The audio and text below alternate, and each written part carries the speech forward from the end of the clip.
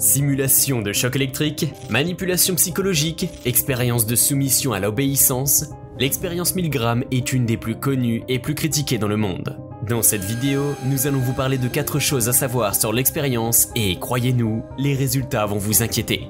Bonjour les tortues et bienvenue dans cette nouvelle vidéo de Top Tortue. Comme toujours, n'oubliez pas de mettre un pouce vers le haut, de commenter et de partager cette vidéo. Ça aide la chaîne à se faire connaître.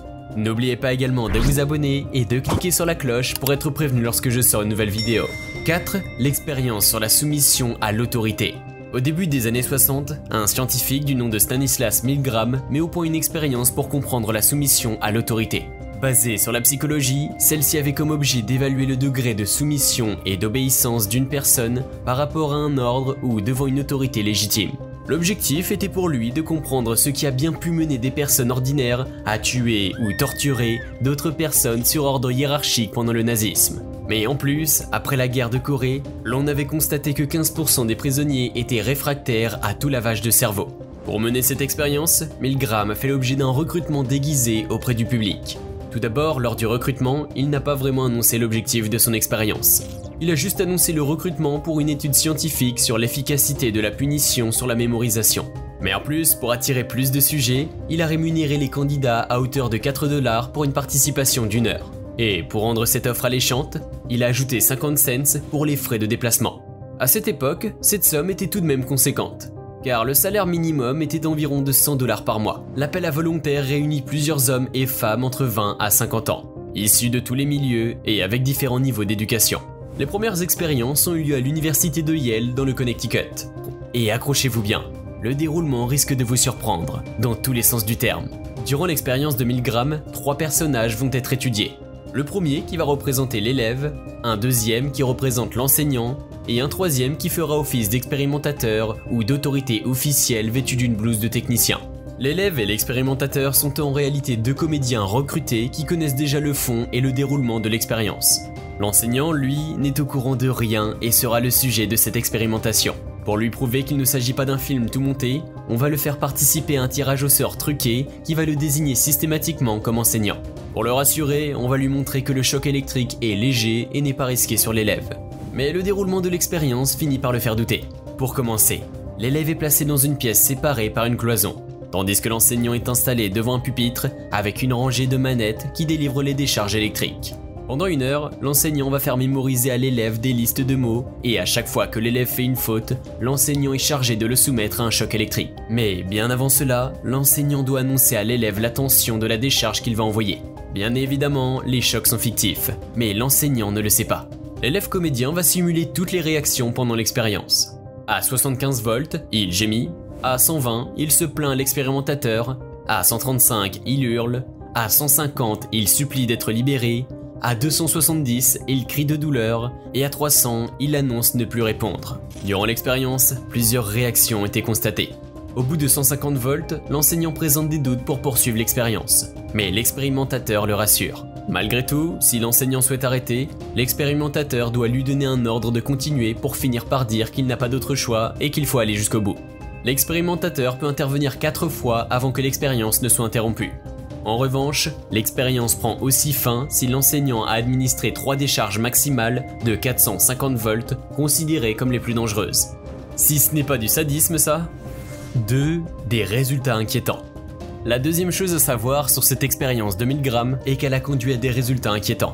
En effet, au début de ces expériences, Milgram avait mené des enquêtes et des prévisions auprès de médecins psychiatres. Ces derniers ont prévu que la plupart des sujets ne dépasseront pas les 150 volts, et que seul un sujet pour 1000 pourrait aller au-delà de 450 volts. Et pourtant, ce ne fut pas le cas. Au terme des expériences, 65% des sujets étudiés ont réussi à infliger à 3 reprises les décharges électriques de 450 volts. Les sujets ont respecté les principes énoncés et beaucoup n'ont plus eu peur après les 135 volts. Un bon nombre de sujets ne se sont arrêtés qu'à 360 volts. Et durant toutes les expériences, la plupart des sujets présentaient des signes de nervosité extrême et de réticence. Protestation verbale, refus, anxiété, etc. lors des stades finaux. Pour Milgram, ces résultats sont tout de même inquiétants. Il ne pensait pas que les personnes pouvaient autant se soumettre à l'obéissance de cette manière. Pour lui, l'être humain peut passer en mode autonome ou systématique lorsqu'il est soumis à une autorité. L'autorité familiale, l'anxiété, la peur, mais aussi la perte du sens de la responsabilité sont pour le scientifique les raisons pour lesquelles l'être humain peut accepter de se soumettre. Mais là où il est plus inquiétant, c'est que cette expérience a démontré que toute personne est capable d'effectuer les pires atrocités si l'autorité qui donne l'ordre de le faire est à ses yeux légitime. Et même en cas d'objection de conscience, ces personnes ont continué de participer à l'expérience et sont capables de poursuivre la torture, ce qui a suscité de nombreuses réactions et critiques de la part de l'opinion publique. 3. Les reproducteurs de l'expérience.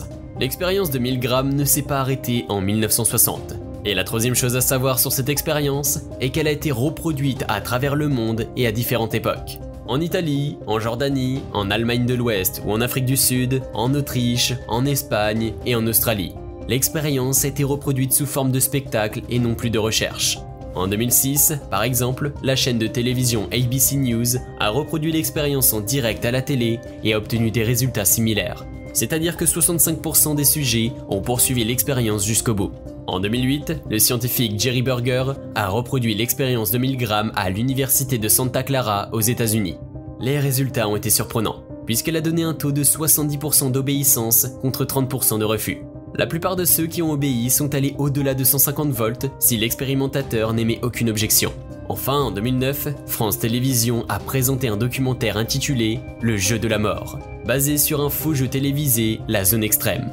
Ce jeu est considéré comme très proche de l'expérience Milgram et a été vivement critiqué. En effet, dans ce jeu télévisé, le taux d'obéissance est de 81%, supérieur au résultat de l'expérience originelle.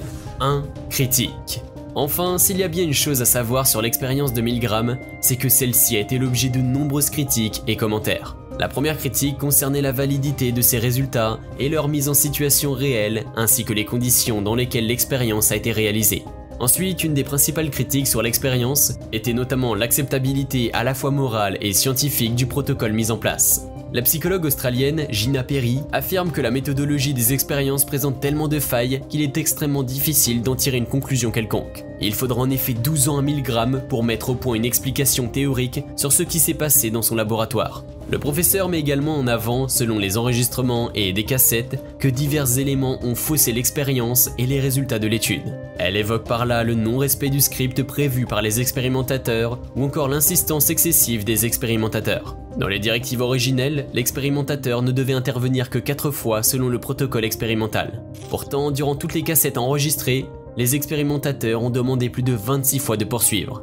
En outre, l'expérience a été aussi critiquée sur la question de la tromperie ou de la duperie à l'égard des sujets.